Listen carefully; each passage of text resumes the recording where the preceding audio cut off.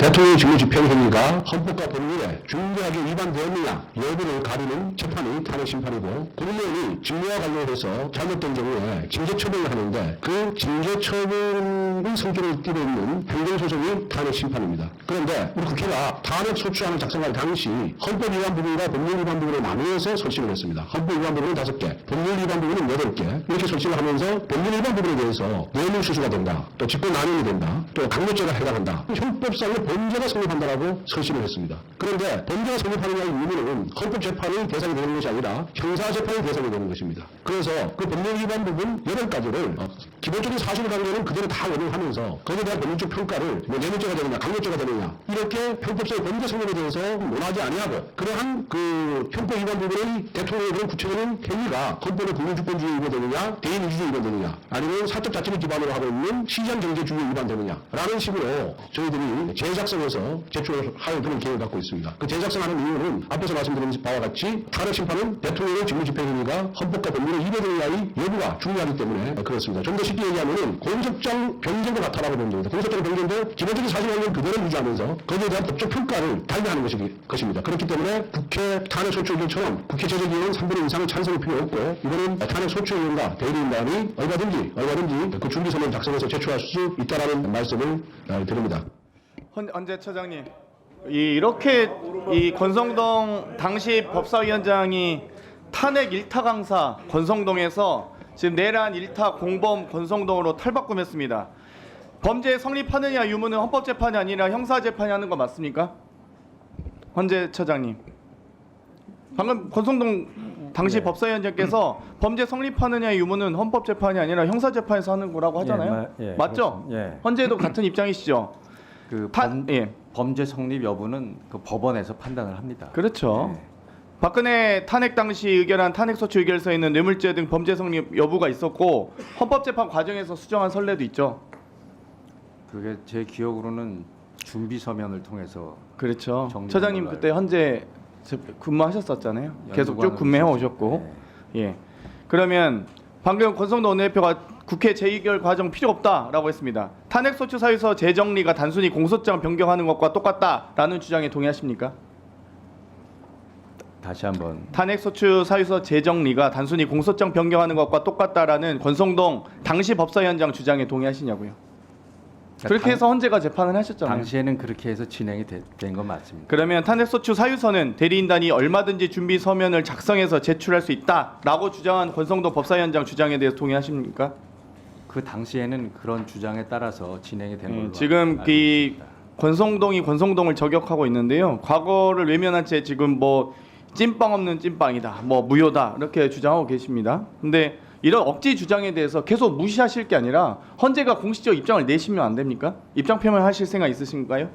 아니면 계속 이렇게 권성동 원내대표 발언을 무시하실 건가요? 위원님 아까도 말씀드렸지만 지금 바로 그 문제 때문에 그 현재 진행 중인 심판에서 다투어지고 있는 거 알겠습니다. 아니겠습니까? 그래서 그 부분에 대해서는 재판부의 차후에 판단을 위원장께 답변 신청하십시오. 네, 예. 알겠습니다. 네. 계속 그 원론적인 답변만 하고 계셔서요. 천대엽 법원행정처장님, 법원이 공수처에 체포영장 발부한 이유가 뭡니까? 공수처에 내란죄 수사권이 있다고 본 거 아니겠습니까? 일단 그 해당 판사 재판부의 입장은 그랬던 것 같습니다. 그렇죠.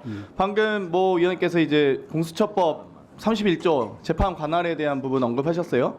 뭐 중앙지법에서 공소를 제기할 수 있는 부분이고, 하지만 그럼에도 불구하고 이 범죄의 진화, 증거의 소재지, 또 피고인의 특별한 사정에 대해서 관할 법원에 공소 제기할 수 있다. 다만 이 다만에 대한 단서 규정이 있잖아요. 31조에 뭐 공수처법까지 아시진 모르겠지만, 근데 공수처장님이 공수처법도 제대로 잘 모르시는 것 같아서 안타깝습니다. 그러면 김석호 법무부 차관님, 공수처에 내란죄 수사권이 있다는 것에 대해서 법원의 판단이 있었는데 그 법원의 판단을 부정하시진 않으시죠?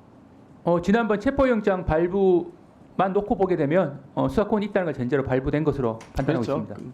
천대엽 처장님, 형사법 110조, 111조는 적용되지 않는다. 사실 이렇게 아주 상식적인 이런 조항 문구를 사실 넣을 필요도 없는데도 불구하고 넣은 이유가 뭐라고 생각하십니까? 확인적인 의미에서라면 굳이 넣을 필요가 있었겠냐라는 그런 이야기들이 있는 것은 사실입니다. 예. 그리고 110조, 111조는 사람을 압수하는 압수하기 위해 수색하는 경우에 적용되고 그러니까 물건을 압수하기 위한 수색에 적용되고 사람을 체포하기 위한 수색에는 적용되지 않죠. 말씀드린 것처럼 이거 헌재 판례도 형사법 나왔잖아요. 주석서 그리고 예. 이제 형사법계의 다수 견해가 그와 같은 것으로 알고 있습니다.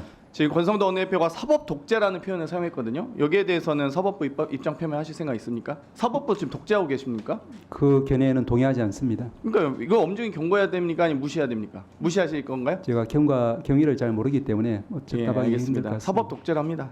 수사기관이 영장을 집행하는 건 공무집행이죠. 예, 단체로 방해하면 특수죠. 그렇습니다. 그렇죠. 위력을 사용하거나. 그러면 경호처의 행위는 지금 특수공무 방해가 적용될 수 있는 사안이라고 보십니까? 뭐 구체적인 사안이 그 해당하는지 안 하는지는 결국 재판 사항이기 때문에 제가 답변할 수는 없지만 구성 요건상으로는 해당하는 이제 말씀하신 것처럼 다중의 위력 등으로 해서 공무집행, 정당한 공무집행을 방해하면은 특수공무의 방해가 될 수 있다라는 일반론은 네, 틀림이 그렇습니다. 없습니다. 공수처장님, 이거 사진 혹시 보신 적 있습니까? 이 언론에 이미 많이 보도가 됐거든요.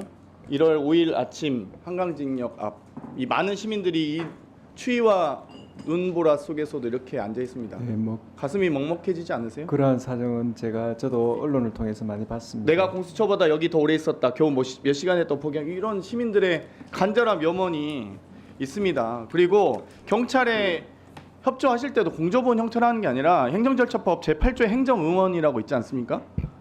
아니 대검도 경찰청에 있던 수사협조를 요청할 때 대검 차장이 경찰청 차장 만난다는 거예요. 공수처는 뭐가 그렇게 뻣뻣하게 뭐 당연합니까? 행정응원 요청할 때 조금 더 사람이 정성을 가지고 하시면 안 됩니까? 이렇게 정성을 가지고 추위에 떠는 사람들도 있는데요. 잘 알겠습니다.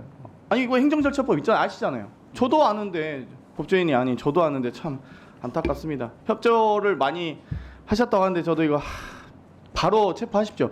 두세 명만 연행하셨어도 경호처 직원들 두세 명만 연행했어도 바로 무너졌을 겁니다. 잘 알겠습니다. 3차까지 진입한 게 중요한 게 아니라 1차에서 바로 두세 명 연행하셨어야죠. 3차까지 안 들어갔어도 됩니다. 1차에서 연행하셔서 2차, 3차 체포하러 갈 때 또 있으면 또 연행하겠다. 엄중하게 권고하세요. 왜 법치를 공수처장이 무너뜨립니까? 그러한 각오로 제2차 집행에 대한 마지막이라는 생각으로 저희들이 준비하겠습니다. 꼭 연행하십시오. 경호처 직원.